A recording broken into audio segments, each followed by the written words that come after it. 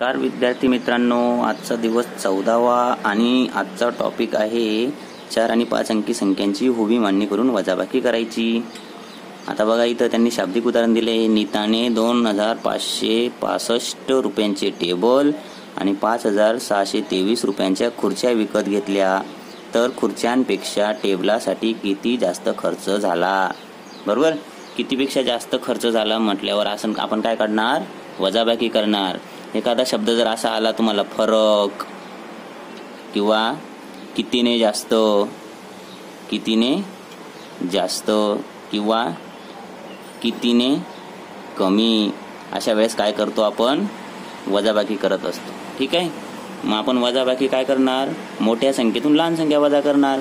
मोठी संख्या कसं लक्षात ठेवायचं, आता तुम्हाला याच्यावरून तो लक्षात आलं असेल कोण मोठी आहे। ठीक आहे, मग आता 5000 हा मोठा आहे आणि हा 2000 हा कमी आहे। मग आपण काय करणार, वरती लिहिणार 5। आता काय करणार, मांडायचे। तर 5623 कशी मांडायची, 3, 2, 6 आणि 5। तसंच हे पण वजाबाकी करायची। 5 एकक, 6 दशक, 5 शतक आणि 2000। ठीक आहे, आता यांची वजाबाकी कशी करायची, 3तून 5 जात नाही म्हणून हा 3 काय करेल, या 2कडे जाईल। मग 2 काय देईल, त्याला 1 दशक देईल। बरोबर, मग तो या 2ने त्याला 1 दशक दिल्यामुळे याच्याकडे 1च दशक उरला। मग हिच्याकडे झाले 10। 1 दशक म्हणजे किती रे, 10। बरोबर, मग 1 दशक दिल्यामुळं आणि हे 3 सुट्टे त्याच्यावर ठेवल्यामुळे झाले 13। बरोबर की नाही। मग आता याच्याकडे 3 होते, याने 10 दिल्यामुळे 13 झाले। बरोबर की नाही।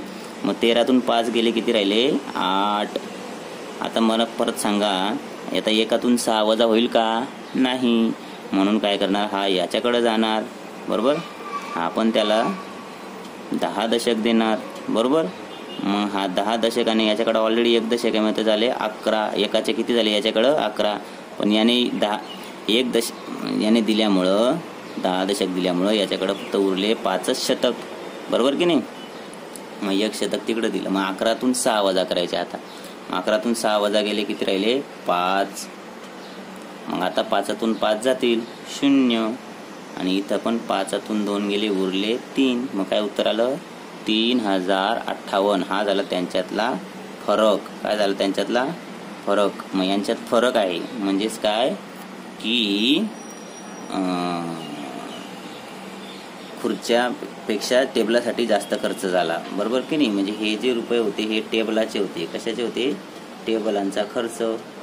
आणि हा जो होता हा खुर्च्यांचा खर्च। बरोबर की नाही।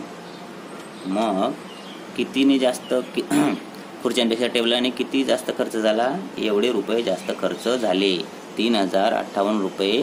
तुम्ही आता शेवटी इथं लिहू शकतात, काय, टेबलासाठी 3058 रुपये जास्त खर्च झाला। ठीक आहे, असं तुम्ही लिहू शकता।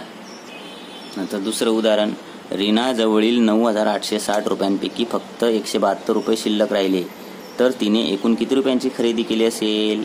आता इथं पण अजून एक मी शब्द सांगितला होता ना मागच्या उदाहरणात, फरक, कितीने जास्त कितीने कमी। आणि अजून एक जो शब्द आला, किती राहिली शिल्लक, तर याच्यासाठी सुद्धा आपण काय करणार, सगळ्यांसाठी वजाबाकी करणार। म्हणून इथं पण आपण काय करणार, वजाबाकी। मग आपण लिहू, रीना जवळील पैसे। रीना जवळ किती पैसे होते, 9860। मग 0, 6, 8 आणि 9, 9860 पैकी शिल्लक राहिले 172 रुपये। मग तो इथे लिहू शिल्लक, काय राहिले, शिल्लक 172 रुपये म्हणजे 2 एकक, 7 दशक आणि 1 शतक। बरोबर, मग आता काय करा, यांचा फरक काढायचा। बरोबर की नाही। मग 0तून 2 जातो का, नाही। मग हा 0 काय करेल, याच्या जवळ जाईल। मग हा त्याला 1 दशक देणार, 1 दशक आणि त्याच्यावरचे 0 सुटते म्हणजे ते 10च राहतील। बरोबर, आणि याच्याकडे फक्त उरले 5 दशक। 6 पैकी 1 याला दिल्यामुळे याच्याकडे 5च दशक राहिले। 10तून 2 गेले 8, 5तून 7 होतो का, नाही। म्हणून हा 5 परत याच्याकडे जाईल। मग हा 8 शतक मधून 1 शतक याला देईल, म्हणजे याच्याकडे उरतील फक्त 7 शतक। मग याला 1 शतक म्हणजेच किती रे 10 दशक. मग 10 आणि हे 5 दशक, हा याच्याकडचे 5 दशक, असे किती 15 दशक झाले बरोबर की नाही. मग 15तून 7 गेले उरले 8.